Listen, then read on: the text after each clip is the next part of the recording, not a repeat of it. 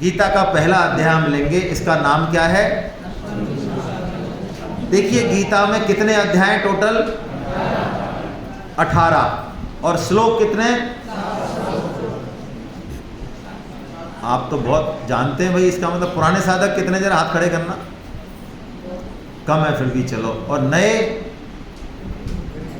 अरे नए बहुत ज्यादा भाई, नए लोगों के लिए ताली बजाओ एक बार। ये हमारे विशेष अतिथि हैं नए, जो नए लोग हैं इनका हमारे यहाँ विशेष ध्यान भाई रखें इनका, क्योंकि ये पहली बार गीता सुनने आए हैं, इन्हीं के लिए ये सारा कार्यक्रम है। पुराने भी सुने, मना नहीं है ना, लेकिन इनका विशेष ध्यान रखा जाएगा। जैसे वो पहले होते थे ना, कौन से बातैया होते थे, लगनैया होते थे, कौन होते थे? हाँ बातैया।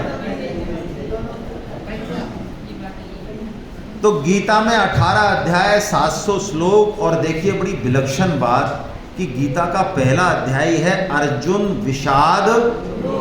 विषाद यानी दुख, यानी गीता कह रही है अर्जुन के जीवन में दुख आया जिससे वो भगवान से मिलना हो गया उसका। वाह क्या बात है, भगवान से मिलना हो गया। हाँ योग हो गया। तो भगवान से तो वो मिला ही रहता था 24 घंटे ही नहीं, वो भगवान से मिलना कुछ अलग तरीके का था।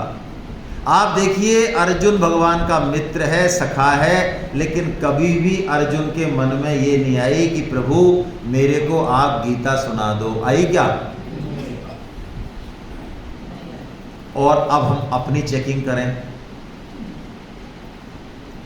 हमारे मन में खुद से आई या किसी ने धक्का दिया? सही सही बताओ। 99% धक्का प्लेट गाड़ी है। कोई एक ही बंदा होगा, एक बंदा विरला होगा, कोई विरला जो खुद से चल के आया हो कि भाई साहब मुझे गीता सुननी है, चाहे कुछ भी हो जाए। मेरे को रात को नींद नहीं आती है, जलेबी में रस नहीं आ रहा भाई साहब, मीठी नहीं लग रही है जलेबी, पानी पीने की इच्छा नहीं हो रही है, लेकिन मेरे को गीता पढ़नी है। गीता ये जो शरीर मिला मुझे, मनुष्य जन्म, इसका लक्ष्य क्या है ये जानना है। इसके बिना मेरे जीवन में चैन नहीं है। बोलो इतनी चटपटी है किसी के? किसी के ही नहीं है। फिर भी हमको गीता मिल रही है, क्यों? भगवान की। जैसे कि निकट्टू बच्चे होते हैं ना, बिल्कुल करम ठोक, उनको भी रोटी पानी देते ही हैं माँ बाप, पालते ही हैं, उनको घर से तो नहीं भगाते। ऐसे ही हमें भी भगवान जो है पाल ही रहे हैं और गीता भी दे रहे हैं। बोलो कितनी बढ़िया बात है। जबकि गीता अर्जुन को 86 साल बाद मिली है। और कब मिली है? जब अर्जुन के जीवन में बहुत बड़ी विपत्ति आई। इसके मायने क्या है? प्राय हम लोग तभी भगवान की तरफ मुड़ते हैं जब हमारे जीवन में घोर दुख आए।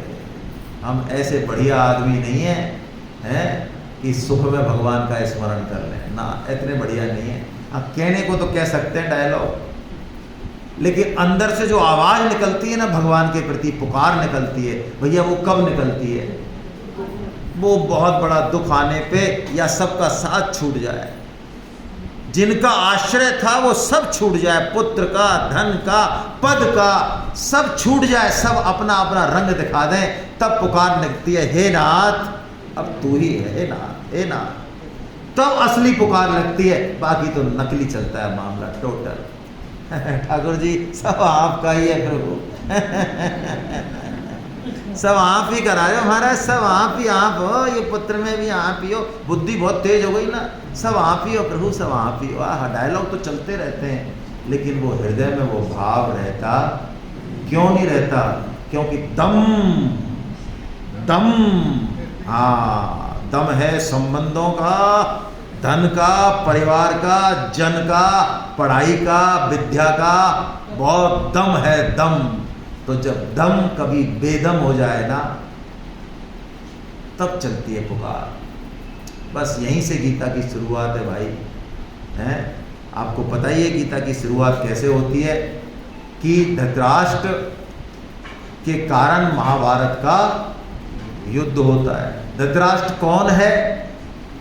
धृतराष्ट्र वो है जो दूसरे का अधिकार नहीं देना चाहता, जो दूसरे का हक मार लेता है वो कौन है? तो इस धृतराष्ट्र को यहां मत देखना पर्दे पे, इस धृतराष्ट्र को कहां देखना? यहां देखना भाई, जब तो गीता काम करेगी। नहीं तो सबकी आंखें इतनी बढ़िया, अच्छा अच्छा बेटा धृतराष्ट्र तेने बहुत गड़बड़ करी यार, तेरे को शर्म नहीं आई हैं? पांडवों को दे देता भैया राज, क्यों नहीं दिया यार तेने? हाँ, तो जरा अपना जीवन देखें, 40 साल 50 साल का, कि घर में इतने मौके आए शादी ब्याह के, बंटवारे के, तो क्या हम भी तो कहीं धृतराष्ट्र का रोल नहीं निभा रहे? क्योंकि यदि हम धृतराष्ट्र हैं तो हमारे जीवन में कौन आएगा पुत्र बन के? दुर्योधन आएगा। धृतराष्ट्र के यहाँ अर्जुन पैदा नहीं होगा भाई। कितने ही 100 मूड के हो जाएं, भगवान का नियम बदल नहीं सकता। जैसे कोई राष्ट्रपति हो जाए अमेरिका का, सारे संसार को वश में कर ले, लेकिन मृत्यु को वश में नहीं कर सकता, हारना पड़ेगा उसको। प्रभुपाद जी कहते हैं, इस्कॉन के फॉलोअर हैं, कि मृत्यु आएगी, एक लात देके खींच लेगी यहाँ से, चाहे आप कुछ भी हैं, 1 सेकंड का टाइम नहीं देगी, और अगली योनि में जो पता नहीं गधा घोड़ा कुत्ता है वहां पटक देगी। किस पे इतरा रहे हो? कितने इतने समझदार बन रहे हो? ये तो होश नहीं है कि कब मृत्यु आएगी और कहाँ जाना है, ये तक होश नहीं है, और मद मारे हो हैं?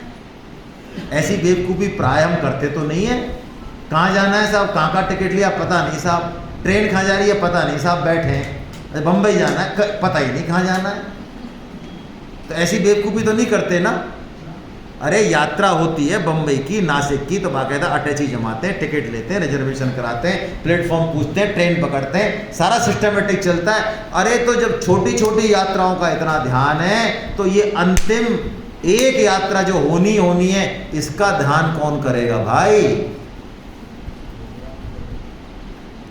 तो ये धृतराष्ट्र वृत्ति को जीवन में निकालें भाई हम लोग। कैसे निकालें? बहुत सूक्ष्म बात है भाई, पकड़ें इसको। हमारा सबके प्रति कोई ना कोई कर्तव्य है। हम अपनी बात कर रहे हैं बस। अब हम कौन हैं? हम जो भी हैं। पत्नी है, हाँ पत्नी है, पति है, हाँ पति है, बेटा है, हाँ बेटा है, बाप है, हाँ बाप है, भाई है, बहन है, भारत के नागरिक हैं, अफसर हैं, कर्मचारी हैं। हम जो हैं वहां पर हमारी एक ड्यूटी, हमको उस ड्यूटी को यदि हम कर देंगे कर्तव्य को, तो बदले में हमको अधिकार मिलेगा। पहले ड्यूटी फिर अधिकार। और यदि हमने ड्यूटी कर दी जो कि हमारे हाथ में, देखिए 2 चीजें हैं। मैं ये चाहता हूं कि घर में सब लोग मेरे अनुकूल हो जाए, जैसा मैं चाहूं वैसे चलें, जो मुझे अच्छा लगता है वैसे करें, तो बोलो मैं सक्सेस हो जाऊंगा? रावड़ी बना देंगे लोग चारों तरफ से खींच खांच के। अच्छा, एक तो ये रास्ता है, और एक रास्ता ये है कि मैं सबके अनुकूल हो जाऊं।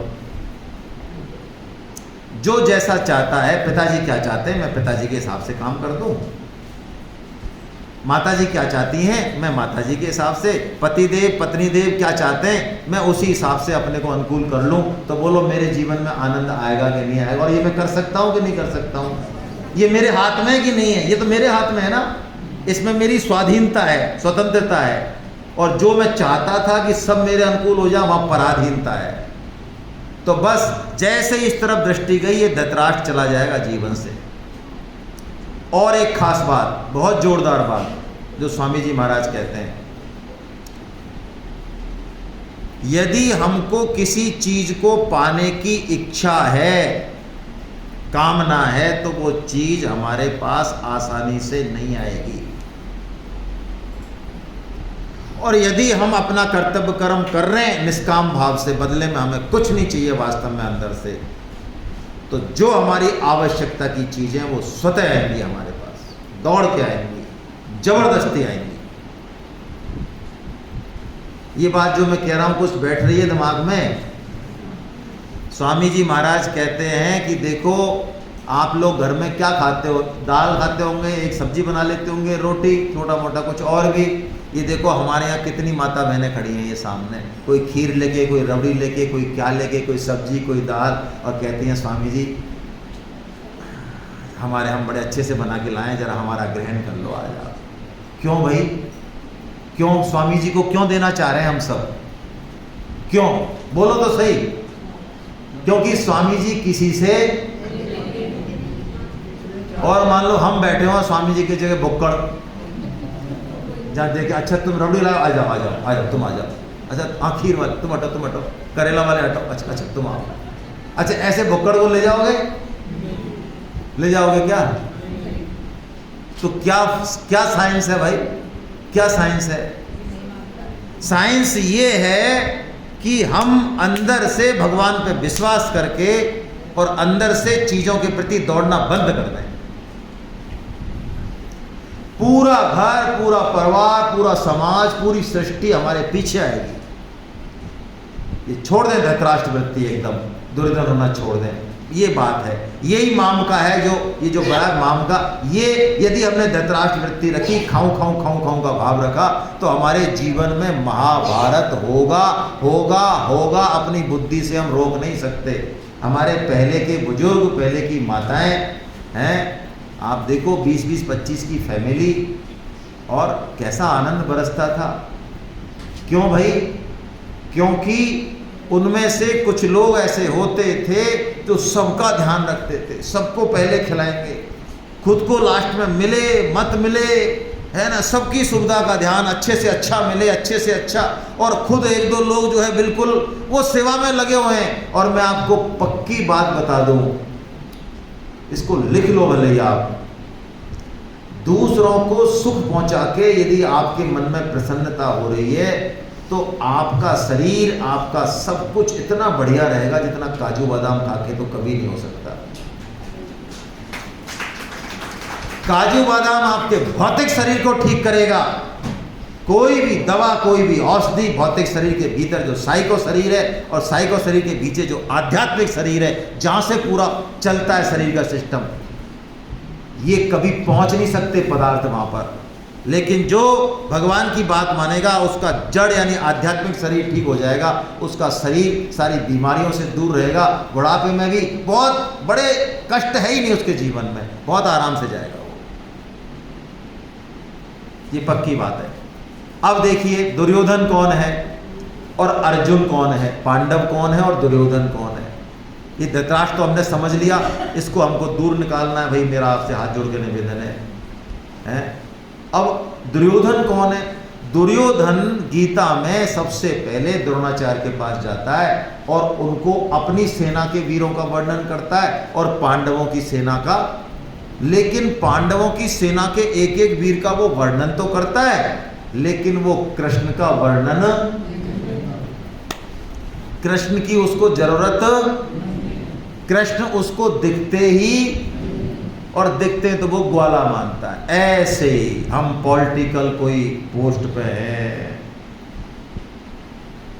भगवान की कुछ कृपा हो रही है, पैसा भी आ रहा है, पद भी आ रहा है, कोई हाथ में हमारे स्किल है, विद्या है, कोई लोग दौड़ रहे हैं हमारे पीछे, समाज में बड़े प्रतिष्ठित हैं हम, तो हम इसी में ही मद मारे हैं, धन में, पद में, और जो हमारे हाथ में कला है, जो लोग दौड़ रहे हैं, पूछ हो रही है हमारी चारों तरफ भाई, लेकिन हमको कहीं भी कृष्ण की जरूरत, तो कौन है हम भाई?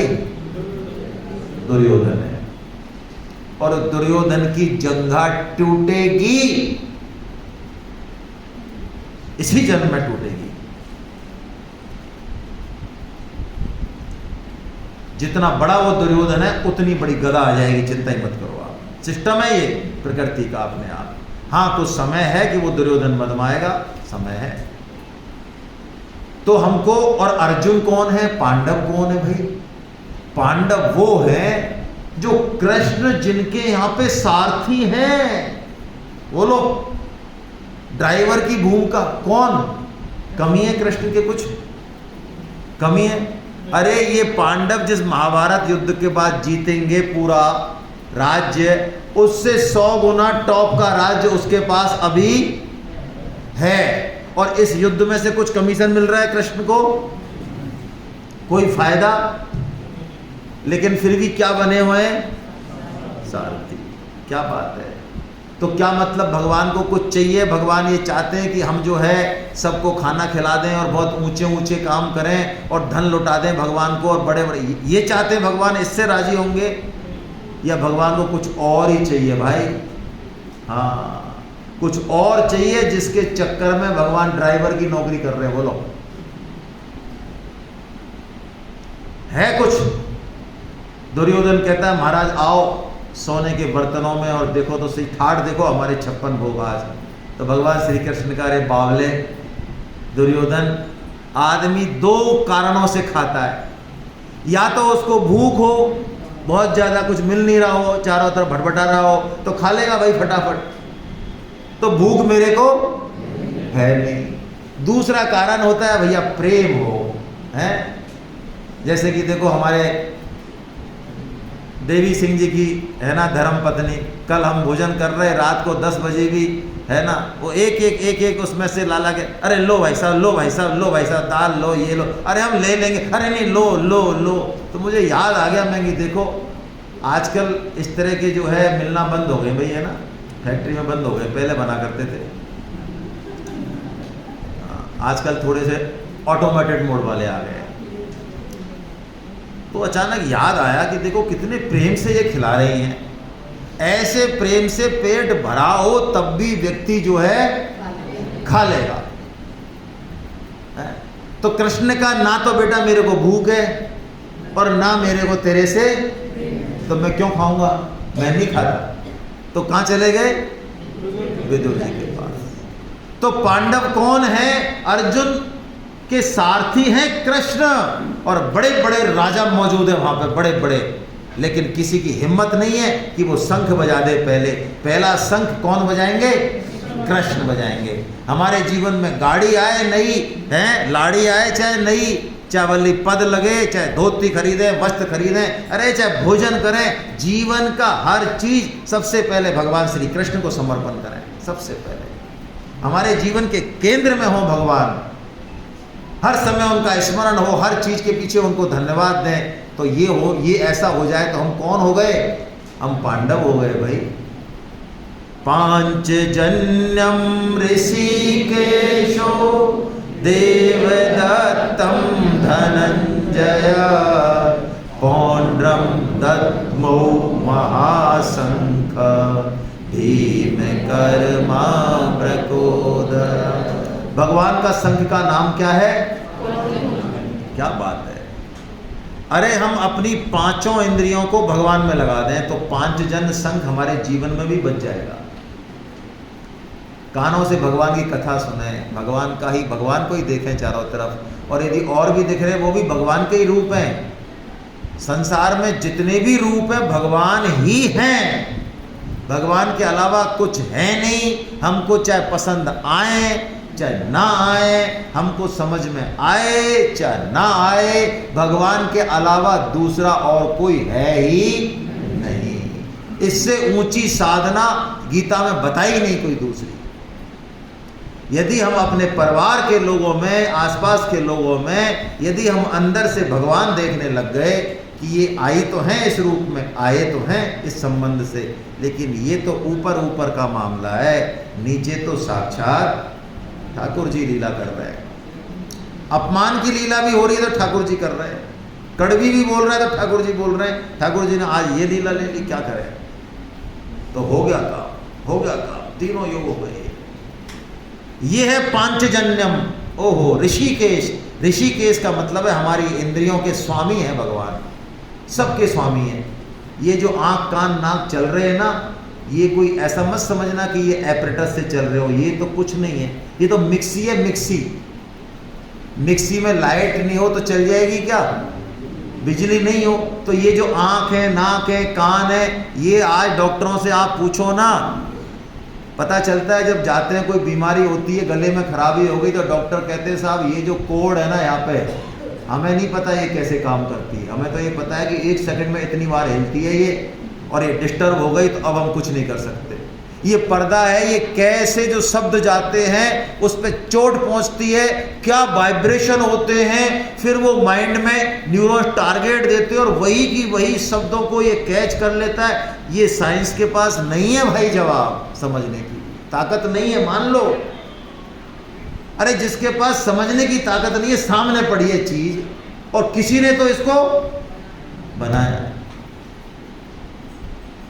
ये भगवान, तो हमारे चित्त वृत्ति भगवान की तरफ हो जाए, ये है भगवान का पूजन, ये पांचजन्य संख्य है। ठीक है, अब अर्जुन जो है कह रहे हैं प्रभु मुझे जरा फटाफट युद्ध करना है, तो आप जरा दिखाओ कि मेरे सामने कौन कौन लोग हैं। तो भगवान ने बड़ी चालाकी करी, भगवान ने अर्जुन के रथ को किसके सामने खड़ा कर दिया? भीष्म और द्रोण के सामने। जैसे भगवान जो है चालाकी कर करके क्या कर रहे हैं, जहां हम संसार में अपनी आसक्ति रखते हैं, भगवान धीरे से वहीं से काट देते हैं हमको। बोलो, संसार में भगवान किसी भी वस्तु में और व्यक्ति में हमारी आसक्ति को टिकने नहीं दे रहे हैं। भाई जितना प्रेम हम जो है अपने माता पिता को आज से 30-40 साल पहले करते थे, क्या अब भी करते? जितना प्रेम हम अपने खिलौनों को जो कांच के या मिट्टी के आज से 40 साल पहले करते थे बचपन में, क्या अब भी करते हैं? बहुत सारे रिश्ते, बहुत सारी वस्तुएं जिनके मारे हम मरे जा रहे थे, क्या हमारी आसक्ति आज भी उतनी ही है? नहीं है, कहीं नई जगह लग गई है। इसका मतलब भगवान जो है इस शरीर संसार से हमको हटा रहे हैं और लेके जा रहे हैं किधर? अपनी तरफ लेके जा रहे हैं, चाहे हमको दिख नहीं रहा है। ऐसे ही भगवान श्री कृष्ण ने गीता सुनानी है उनको, इसलिए वो माहौल बना रहे हैं। नहीं तो अर्जुन को यदि भीष्म और द्रोण के सामने खड़ा नहीं करें तो अर्जुन इस युद्ध में परखच्चे उड़ा दें। हाँ, जैसे भगवान चालबाजी करके या कृपा करके कुछ भी कह लो, एक ही बात है उनके लिए। तो हमको गीता सेमिनार में ले आए, लाए कि नहीं लाए? लाए भाई, मान लो आप, आसान काम नहीं है। मैं आपको खुश करने के लिए नहीं कह रहा हूं। इस कली काल में जितने फफूंद हैं हमारे पास, जितना हम अपने आप को बिजी रख रहे हैं दुनिया भर की चीज़ों में, और जो गीता सुनना आसान काम बिल्कुल मत मानो। हाँ, भगत हम ऊंचे वाले हैं, कथा सुनने हम चले जाएंगे। जब कब जाएंगे? जब खाने का सा टाइम होगा, थोड़ी देर बैठेंगे, थोड़ा सा भेंट पूरे चढ़ा देंगे, फल फूट ले गए, थोड़ी सी कथा सुन ली, बाद में अपना भोजन किया। और इतने से बताओ धार्मिक कह रहे हैं लोग हमको, कितनी बढ़िया बात है। हाँ, लेकिन शुद्ध चर्चा करना और गीता सुनना आसान काम नहीं है। तो भगवान क्या कर रहे हैं? अर्जुन को खींच रहे हैं किधर? भीष्म और द्रोण की तरफ। किससे क्या होगा? अर्जुन के मन में विषाद पैदा हो गया, गहरी निराशा पैदा हो गई, कंफ्यूजन पैदा हो गया, अर्जुन डिप्रेशन में चला गया। सीवियर डिप्रेशन के 8 लक्षण बताए यहाँ पे गीता में। सीवियर डिप्रेशन यानी मानसिक अवसाद, जो कि प्राय आजकल बहुत बढ़ रहा है, बच्चों में बढ़ रहा है। बच्चे जो है आत्महत्या कर रहे हैं, बड़े लोग भी कर रहे हैं, कुछ टूट जाते हैं वो जिंदगी के संघर्ष में, रिश्तों में टूट जाते हैं, पति पत्नी के संबंधों में टूट जाते हैं और आत्महत्या कर लेते हैं। लेकिन गीता ये इतनी बड़ी चीज बता रही है हमको, कोई भी व्यक्ति यदि जीवन को खत्म करेगा तो वो 8 तरह के अलार्म देगा हमको। ये अलार्म दिए बिना कोई अपने जीवन को खत्म नहीं कर सकता। कौन कौन से? देखिए, मैं हिंदी पढ़ रहा हूं बस।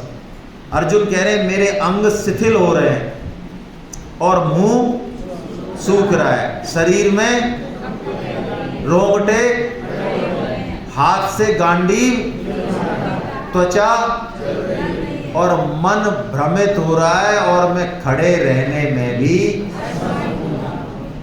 यानी किंग कर्तव्य विमूढ़, कुछ नहीं पता मैं क्या करूं क्या नहीं करूं। गांडीव छोड़ दिया, जैसे बच्चा सब छोड़ देगा, होमवर्क छोड़ देगा, किताब छोड़ देगा, बिल्कुल अकेले में चला जाएगा। वो कई बार अलार्म देगा बच्चा। आजकल ये कोटा जो है कोटक किलिंग फैक्ट्री बन गया है।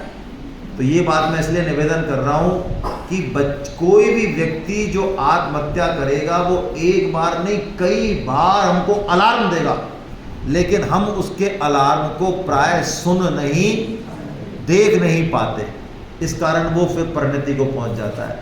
आत्महत्या करना बहुत गलत है भाई, महान पाप है, ये प्रारब्ध से नहीं होती है, ध्यान रखना। मैं आपको जो निवेदन कर रहा हूँ, हम लोग आत्महत्या पे भी यदि ये कह दें कि भगवान को ऐसा मंजूर था, ये बहुत बड़ा झूठ है, बहुत बड़ा झूठ है ये। प्राय पढ़े लिखे लोग, आधे धार्मिक लोग कह देते हैं ऐसा, गलत है ये गीता के हिसाब से। कोई भगवान ने नहीं लिखा कि हम आत्महत्या करेंगे। आत्महत्या हमारी चॉइस है और उसका महान दंड भोगना पड़ता है, महान। जितनी अभी प्रतिकूल परिस्थिति है उसकी 100 गुना परिस्थितियां पैदा हो जाती हैं, पिंड नहीं छूटता हमारा उससे। तो इसलिए हमको आत्महत्या नहीं करनी चाहिए। अब अर्जुन जो युद्ध करना चाह रहे हैं वो अब युद्ध नहीं करते, वो डर जाते हैं।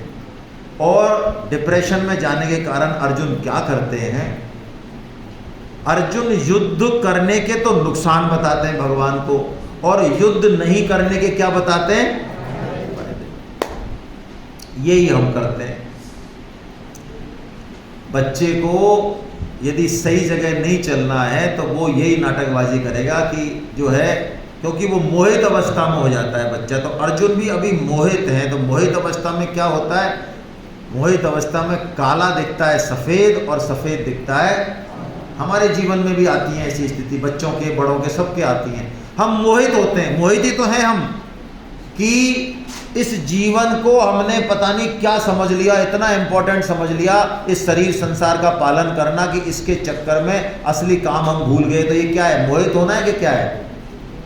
मैं आपको एक किस्सा सुनाता हूं कि एक सेठ जी महाराज के पास आए महात्मा जी। तो सेठ जी ने महात्मा जी को जो है चरण स्पर्श किया, वंदन किया। तो महात्मा जी ने सेठ जी को कर दिया। उन्होंने कहा कमाल है। फिर उन्होंने महात्मा जी को किया तो फिर उन्होंने महात्मा जी ने फिर सेठ जी को कर दिया। तो सेठ जी ने कहा महाराज ये कर क्या रहे हो आप। अरे कि आप क्या कर रहे हो। अरे कि हम तो आपको दंडवत प्रणाम कर रहे हैं, तो हम भी तो आपको यही कर रहे हैं। अरे आपका करना थोड़ी ठीक है महाराज, कि आपका करना क्यों ठीक है। अरे कि महाराज आप त्यागी हो, हैं, इतने बड़े त्यागी हो आप, महापुरुष हो, इसलिए हम कर रहे हैं। कि इसीलिए हम कर रहे हैं कि आप हमसे भी बड़े त्यागी हो, हैं। सेठ जी ने कहा हम आपसे बड़े त्यागी कैसे। कि देखो भाई हमने तो ये संसार ही त्यागा है, क्षुद्र, और हम भगवान में लग रहे हैं। आप तो भगवान को त्याग के और संसार में लग रहे हो। बोलो हम बड़े त्यागी कि आप बड़े त्यागी हैं। तो ये मोहित अवस्था के कमाल है कि हम जीवन के असली लक्ष्य को भूल जाते हैं। हरे कृष्णा।